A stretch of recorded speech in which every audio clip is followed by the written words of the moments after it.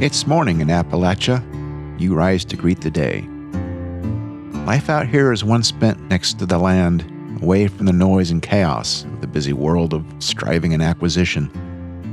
Out beyond the fields, farms, and meadows, the Appalachian Mountains reach up to greet the morning sun. Time for coffee. Water streams from the tap, the color of weak tea. Disturbing as that is, it's no surprise.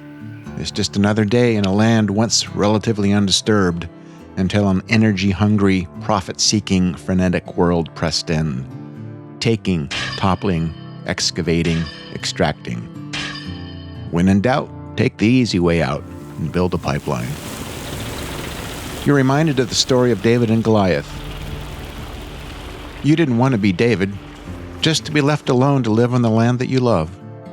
But they're polluting the water, raising the landscape, and claiming your neighbor's land, farms that families have worked for generations. In this episode of Global Warming is Real, I talk with Denali Nalamalapu, author of Hollar, a graphic memoir of rural resistance, about the 10-year struggle to stop the Mountain Valley Pipeline that involved Appalachians across age, race, and background, contrary to the stereotypes of activism as solely a woke, whatever that means, young person's endeavor. Initially proposed in 2014, the Mountain Valley Pipeline was promoted with scant supporting data as a critical energy project. It wasn't. It isn't. It was one of the many disingenuous claims, aka lies, proffered by proponents of the Boondoggle Project. The MVP soon met fierce resistance, not just from environmentalists, but from multi-generational, multiracial communities whose stories were rarely heard outside the region. Suddenly, these close-knit, diverse, and self-reliant communities became the focal point of the national reckoning over climate justice, political power, and the future of America's energy landscape. For nearly a decade, pipeline adversaries faced an uphill battle, navigating obscure corporate alliances, a regulatory system often tilted against them, and ultimately a political compromise, a Faustian bargain in Washington that prioritized unnecessary fossil fuel development over local health, water, and sovereignty. Senator Joe Manchin's unholy alliance with the Biden administration tipped the scales, shutting down opposition. The pipeline's approval slipped into a must-pass budget deal, short-circuited ongoing legal challenges, and left many grassroots organizers feeling betrayed. Yet, as Denali shows in Hollar and throughout our conversation, the real legacy of the MVP goes beyond the scar it leaves on the land and highlights the indelible imprint of resistance. Neighbors learning from neighbors, communities forging mutual aid networks, and voices long ignored claiming their part in the bigger narrative of American climate action. Communities that, as Denali says, became the heartbeat of resistance in Appalachia.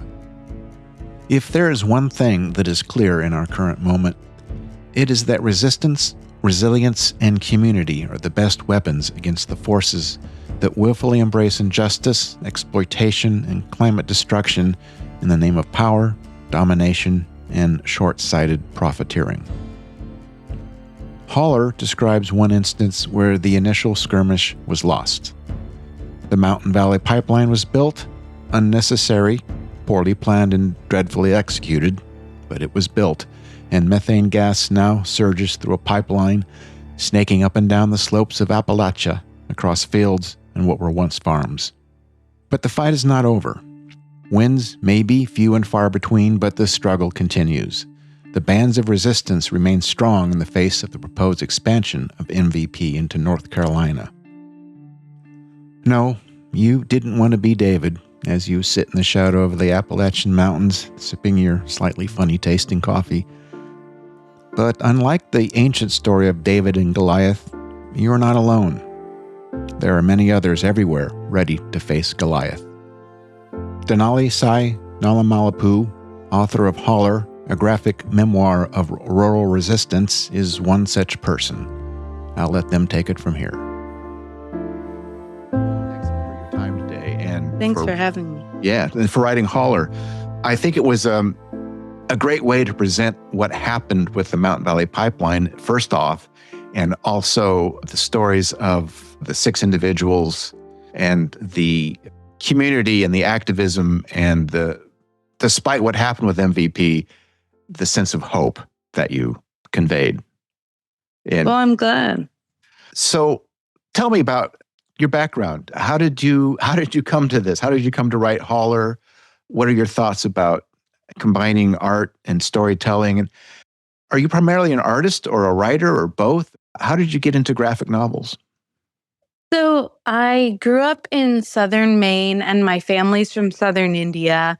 So I grew up with a close connection to 2 very different environments and also noticing the changes to do with climate change and environmental destruction in the environment. Mhm. And at the same time, I, from a very young age, was very into drawing and writing. And I started out drawing cartoons. My mom gave me a secondhand cartooning book, How to Draw Cartoon Faces. And I spent a lot of time with that as a kid. And then as I got older, I got into writing as part of school. And also, it's something I do enjoy. And at the same time, I was always very connected to the environment and was learning more about climate change, especially when after college, I moved to Borneo, an island off the coast of Malaysia and Indonesia. I was in Malaysian territory. And I saw what the palm oil industry had done both to the community and to the forests, and decided to go into climate change organizing and carried my skills of writing and art with me as well. And then in terms of how this all came together to create Hollar, I was seeking a different way to convey the stories involved in the pipeline fight that we hadn't done before, that could reach younger audiences and audiences that were too busy to consume a 300 to 500 page manifesto on climate change. And graphic novels came to mind. And I think because I'm equally a writer and an artist, the medium suits me very well because I don't necessarily have one medium that I'm more invested in or called to, which maybe would lead to something like a book with some illustrations or Right. a painting with some words or something like that. But rather, I'm very into both of them. I found this was my first graphic novel, and I'm used to reading those 300 to 500 word manifestos about issues like this, was how well it conveyed the stories of the people that you highlighted, as well as the story of the Mountain Valley Pipeline. It was, from my perspective, as somebody that is not that familiar with graphic novels, that's how well it conveyed a very complex story.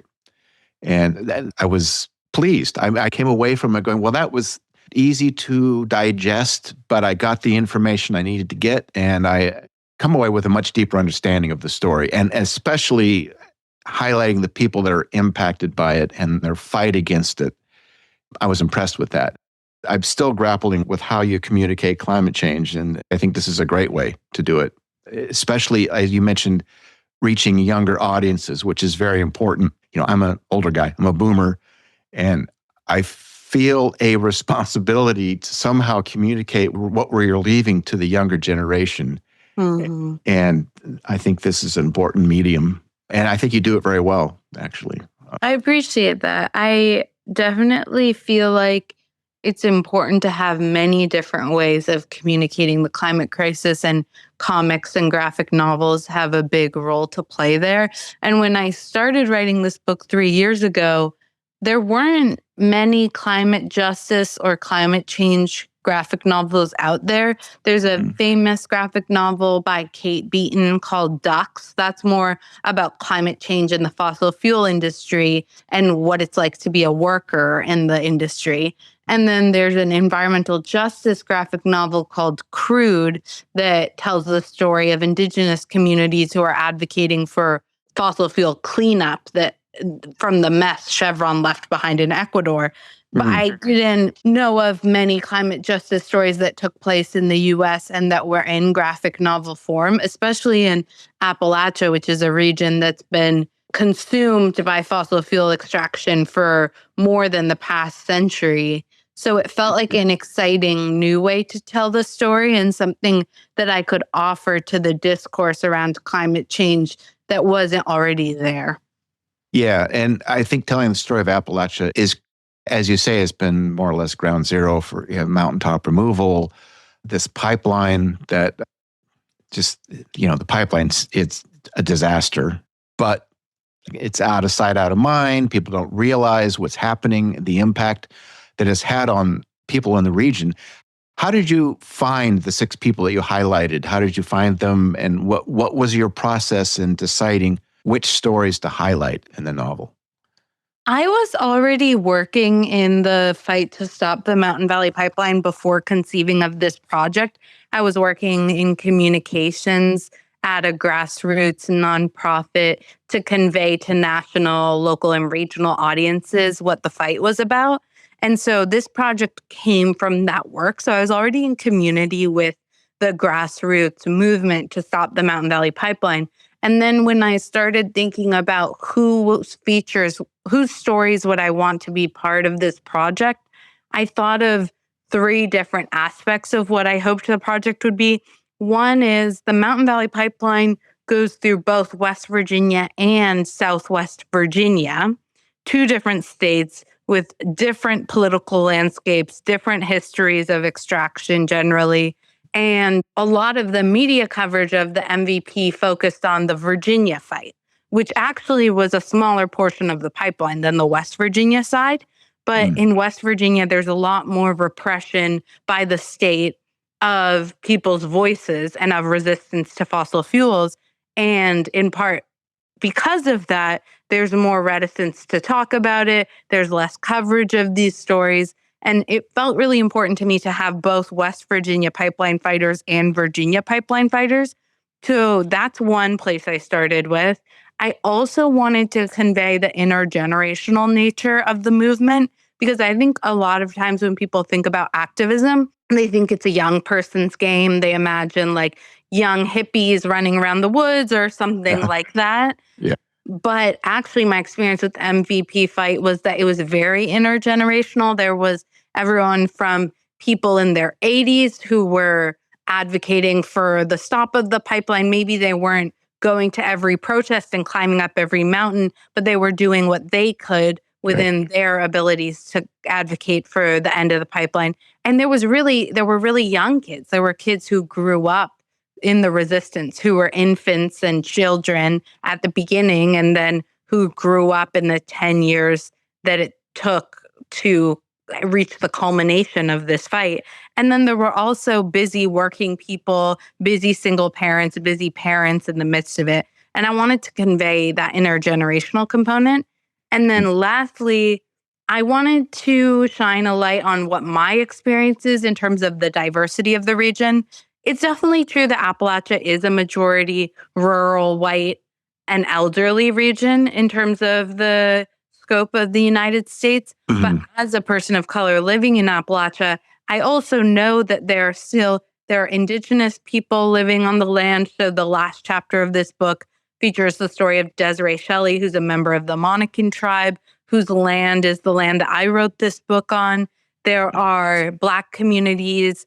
Crystal Mello, who is featured in chapter 3 of this project, has a mixed race family, and that really shaped the way she thought about activism as a white woman. And there are immigrant communities. My parents are immigrants. They didn't immigrate to Appalachia, but I'm a first-generation immigrant, and I live in Appalachia. And so I wanted to add nuance to the oftentimes oversimplified narratives around the region. So those were the 3 sort of buckets that I started with. And then from there, I thought of different people that I knew and that my community knew along the route and reached out to them and asked if they would be willing to talk to me. And then the selection kind of narrowed from there. In speaking with these more marginalized communities, what has that informed you? What has that taught you? What have you learned from these communities in terms of resilience and resistance? What are some lessons that you've learned from how these people that just in their daily lives are up against some form of oppression How does that inform your ideas of resilience and resistance? One thing I learned from Appalachians broadly and from people who fought the Mountain Valley Pipeline is that there wasn't any particular party or particular politician that folks could trust or can trust to take care of their lives and well being. The Mountain Valley Pipeline went through many different stages of going forward and going back. Yeah. And it didn't really matter whether there was a conservative or liberal in power. There were many people across both parties who were big proponents of the pipeline project and who were infamous for not listening to community and scientists' concerns. So I've definitely learned about the reality of working class people in terms of how politicians treat them and their well-being, their future, their demands, everything like that.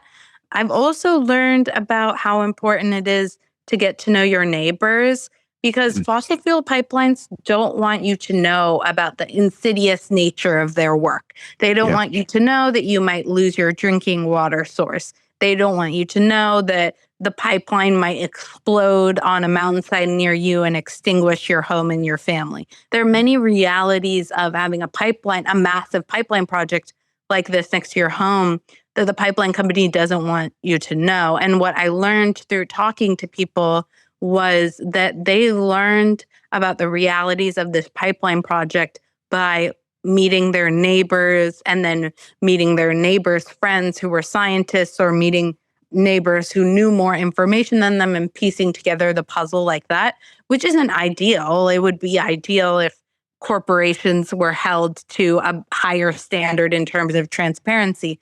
But I did learn a lot about how important it is to get to know your neighbors so that you know what's coming through your community, what's impacting your children's future, and so that you can pool your knowledge and fight the bad and fight for the good together.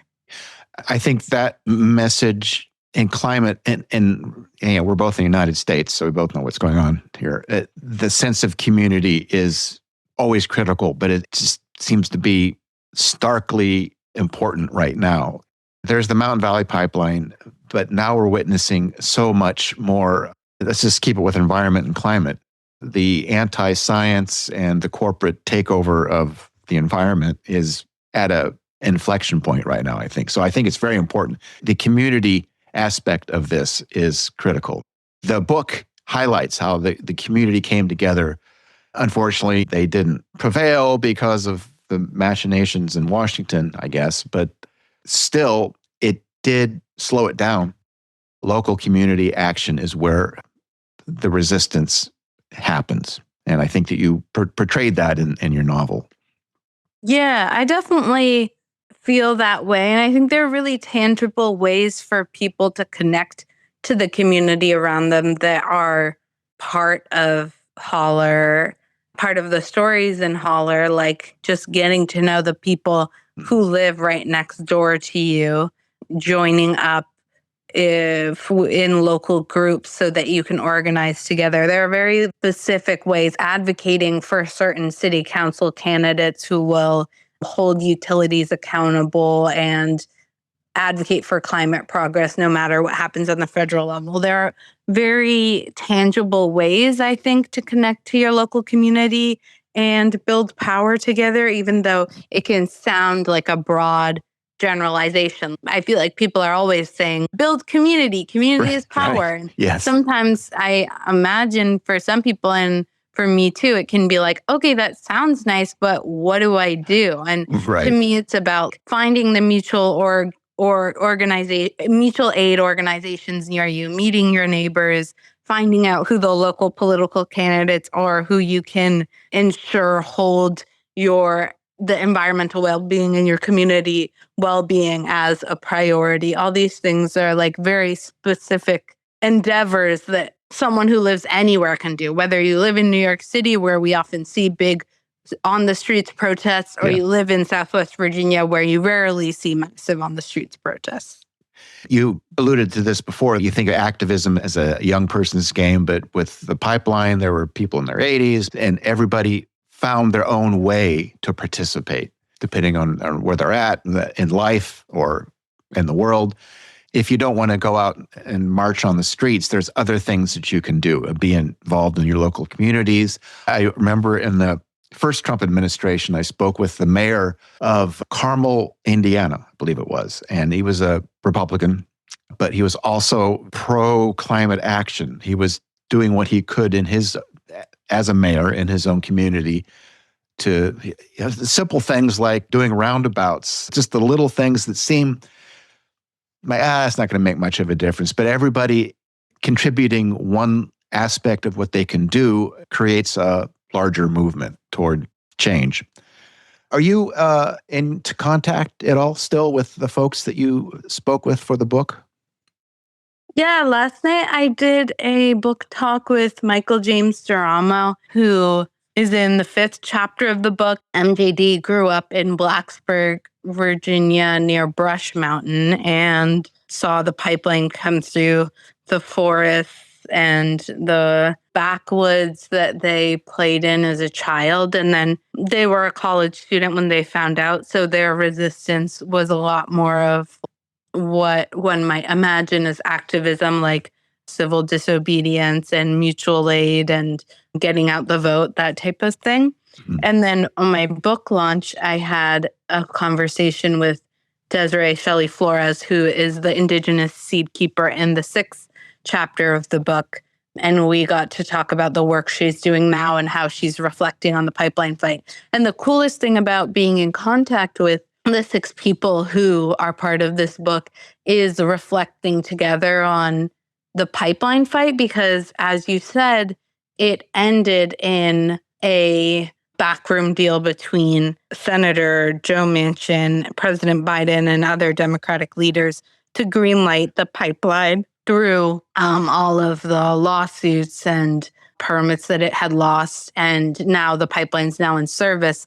And so now the conversations I'm having with the folks who are part of this book is about how they're reflecting on that 10-year long fight. And for some, it's more of a reflection on how powerful the community resistance was, mm-hmm. and how much we learned together about how to build power and how hard this multi-million-dollar company had to fight in order to build this pipeline.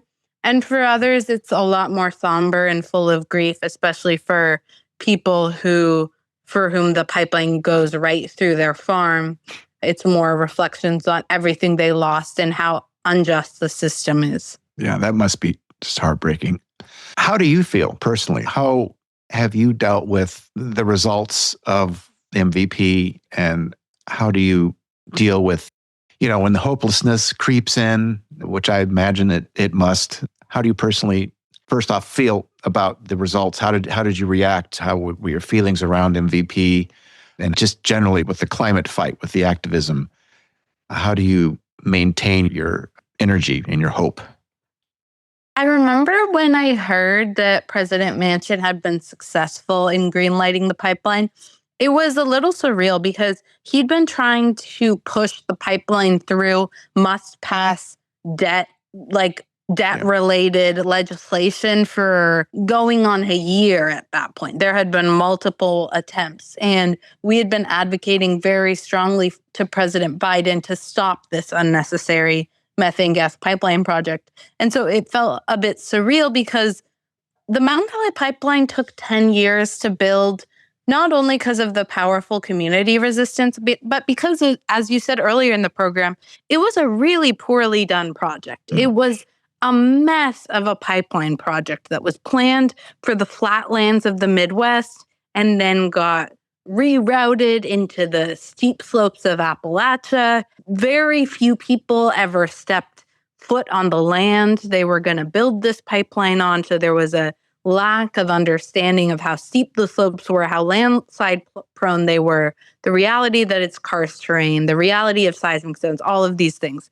And so the pipeline took 10 years in part because they couldn't get the permits they needed to build the pipeline. And they kept getting caught up in legal challenges to do with violating environmental regulations. And so hearing that President Biden and the Democrats allowed a pipeline project that was so dangerous and unnecessary to go through in a debt ceiling bill was quite surreal. I remember Senator Tim Kaine of Virginia saying that this is unprecedented, that a corporation would have this much power to weasel into a must-pass bill in Congress and get greenlit. I also remember there was a lot going on. We still didn't know if all the legal challenges would just disappear. We didn't know if all the regulatory agencies would just give them the permits. This had never been done before. So it was a long period of a lot of like surprise, confusion, grief, anger. There were all the emotions. But I do think, in part because the pipeline didn't go through my backyard or my family land, I have the privilege of being part of the climate movement and being part of the pipeline fight for the resistance, for the day to day. I didn't ever join the pipeline fight because I thought there was 100% definite reality that we would win. Nothing ever felt 100% possible because of the enormous powers we were fighting against, but rather because I think what I want to do with this one life that I have on this earth is to be in community with others to fight for environmental protections that are instrumental to our survival. And this was part of it. So part of how I stay in this work is that I don't depend on hope to continue on to the next day. Sometimes I feel hopeful, sometimes I feel hopeless, but I always feel certain that there is a possibility that we could create a better world that doesn't have these enormous destructive pipelines, because it's not written in stone. And so for me, fighting projects like this every day and fighting for climate action feels like part of that commitment to the possibility that things aren't this way in the future. Yeah, I think that's important, to continue to fight the good fight despite the powers arrayed against you. And just the pipeline itself, what is the purpose of this pipeline? It's a boondoggle of a project. The pipeline was proposed in 2014 during what was called the Appalachian fracking boom, when fossil fuel companies were just like throwing spaghetti at the wall. They were like, how many projects can we get done? They proposed the Atlantic Coast Pipeline, which was a 600-mile pipeline that went through West Virginia, and into North Carolina. In West Virginia and Virginia. And then they proposed the 300-mile Mountain Valley Pipeline, which went through West Virginia, and is now trying to expand into North Carolina. And they tried to get as much pushed through as they could. But the reality was that they ended up having to stop the Atlantic Coast Pipeline. And they were able to, by a fluke, push through the Mountain Valley Pipeline. Their argument was something along the lines of like the southeast of the U.S. needs this gas, which it was proven by organizations like the NRDC, the Natural Resource Defense Commission, that this gas was not needed in the southeast of the United States, because we know that the United States is one of the most pipeline-heavy countries in the world. We're the biggest fossil fuel villains, in my opinion, in the world, and we produce an insane amount of emissions, and we simply did not need another massive pipeline going through the Mountain Valley pipeline route. But this company wanted to make money, and so their weak sauce argument was that we needed the energy, which wasn't something they were ever able to prove. We also saw that it didn't bring jobs into the region. Instead of bringing jobs into the region, they hired people from Nebraska and other parts of out west to come in. They shipped temporary workers in who weren't unionized largely to build the pipeline. And then they all left once they were done building the pipeline. Yeah. And also, this is the type of project that costs us money, not only in the near term, but costs people, regular people that aren't the fossil fuel industry, money in the long term, because climate change is an incredibly expensive crisis to have worsened by projects like this. Yeah. Am I correct? It's bringing tar sands oil from Canada? So this project is actually methane gas, which is quite a different fight because tar sands oil is so visual for people. You can see the black liquid seeping into the water, whereas methane gas is invisible. And so it is a harder substance for people to conceive of as bad, even though we know that methane is an incredibly potent greenhouse gas emission that escalates the climate crisis. So this pipeline happened to be gas, whereas the Dakota Access Pipeline and the Keystone XL pipeline were tar sands. Yeah. Okay. Yeah, I got And that. Line 3 was also an oil pipeline. Yeah. And wasn't there about a year ago some explosion or something? So Yeah. So when the pipeline was greenlit, meaning all of the permits that they didn't have were given to them, all of the lawsuits had to be dropped, they continued to escalate construction at a really alarming speed. And there was an explosion when they were testing the pipeline. They were putting water at a high pressure through the pipeline right by the Blue Ridge Parkway, which is a very beloved parkway that goes through the Blue Ridge Mountains that many tourists come to and many locals love. There was an explosion of the pipe right there by the Blue Ridge Parkway. In this instance, it wasn't gas that was exploding out of the pipeline. It was water, but it was right next to communities that had fought the pipeline for 10 years. And it was an instance of how alarming and how terrifying it is to live right next to the pipeline when you know that it exploded during testing and now it's in service. Yeah. Sounds like just a clown car of a construction. What is the company behind this? Who's behind this? This was an interesting aspect of the fight because the Atlantic Coast Pipeline had big climate villains behind it. Dominion and Duke are household names in the region. And even outside of the region, people in the U.S. generally know about the climate villains that are Dominion and Duke. These are companies that kill people with their power shutoffs and that make nonsense, awful decisions to do with the climate crisis. Whereas the Mountain Valley Pipeline was owned by 5 different stakeholders who didn't have household names. So, for example, one of the biggest companies behind the Mountain Valley Pipeline was Equitrans Midstream. No one, not even I, knew about Equitrans Midstream. And I've been in the climate movement since I graduated college for the better half of the last decade. And so it did pose a harder challenge communications-wise to get people to know about the villains behind this pipeline. But Equitrans Midstream is a much smaller climate villain that's located in the middle of Pennsylvania. Its headquarters are in the middle of Pennsylvania. And if you look into the history behind this company, it's responsible for one of the biggest U.S. climate disasters of 2022, when one of its gas plants was leaking methane gas into the atmosphere for 2 weeks. And this crisis was so bad that people started in the nearby towns to smell the leak, which isn't normal. Methane gas is actually quite a silent killer.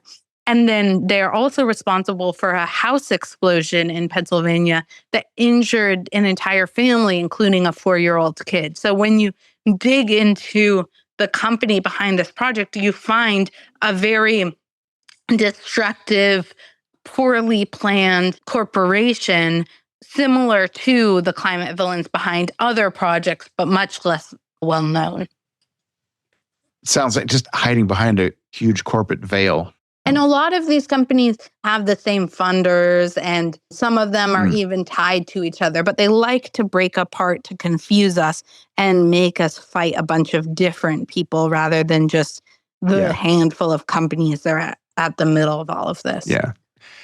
I remember when the compromise was made between Biden and Manchin about this pipeline, and they were pushing through, what is it, Inflation Reduction Act, his big climate it was thing. a bargain. Yeah, his vote.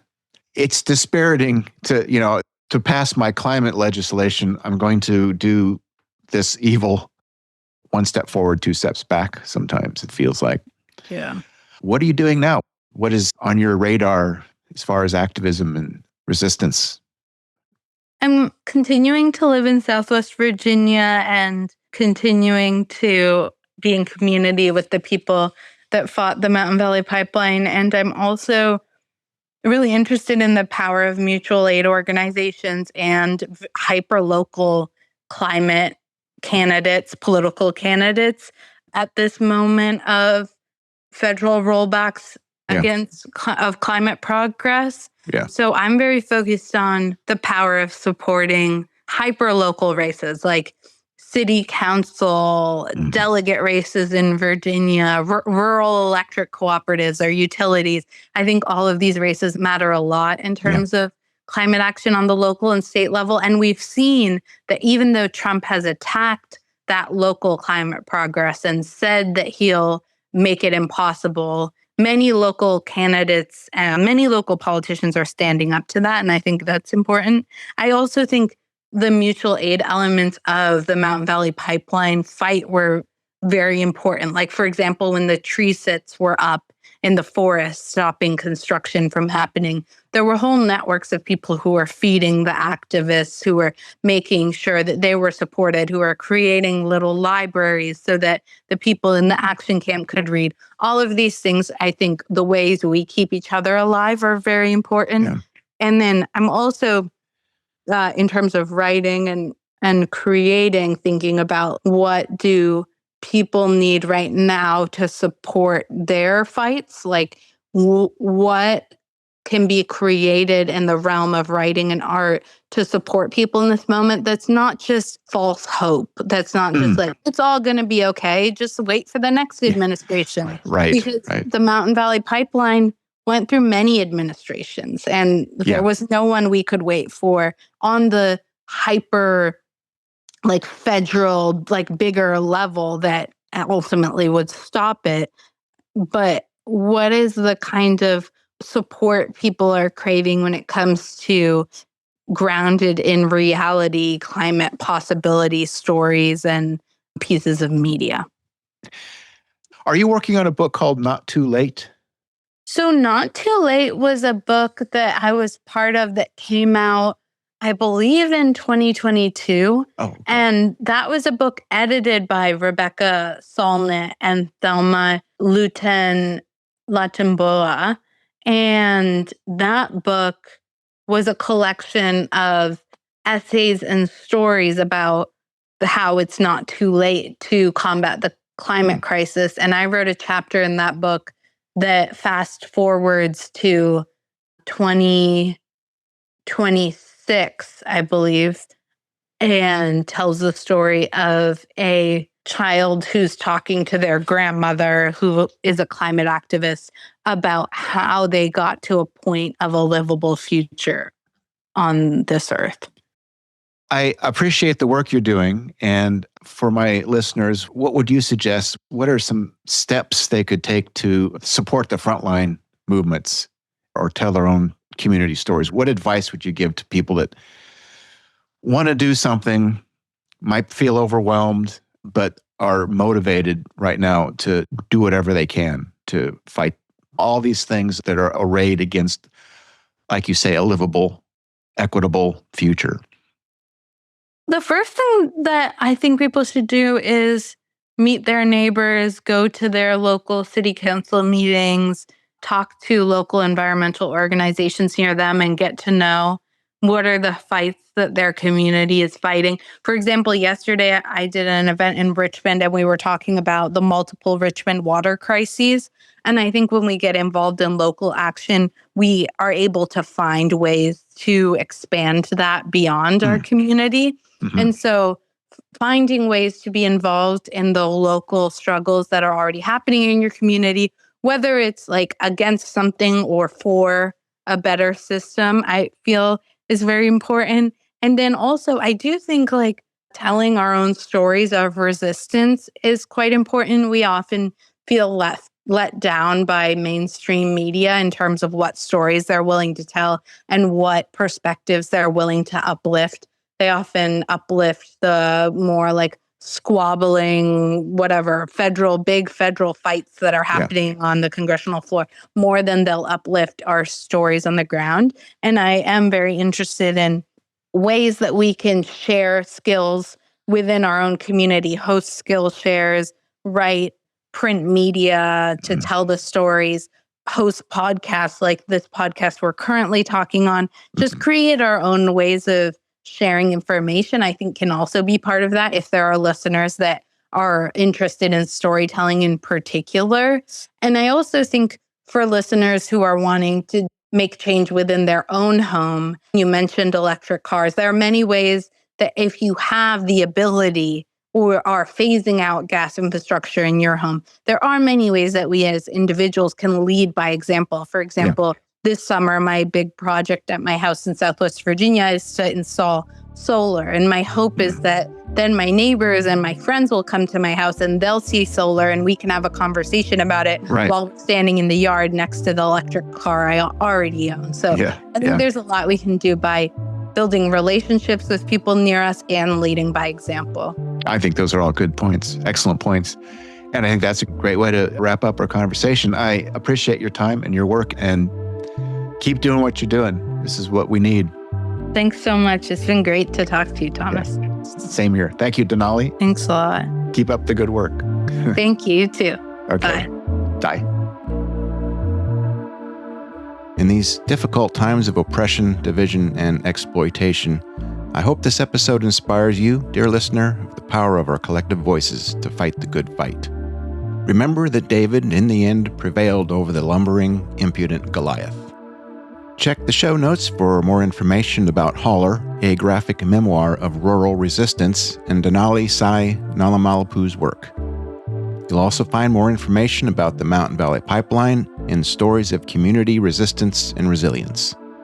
If you like what we're doing, please like and subscribe to the podcast, and you can also donate $1 or $2 to help keep us going. Thanks for listening, and we'll see you next time on Global Warming is Real.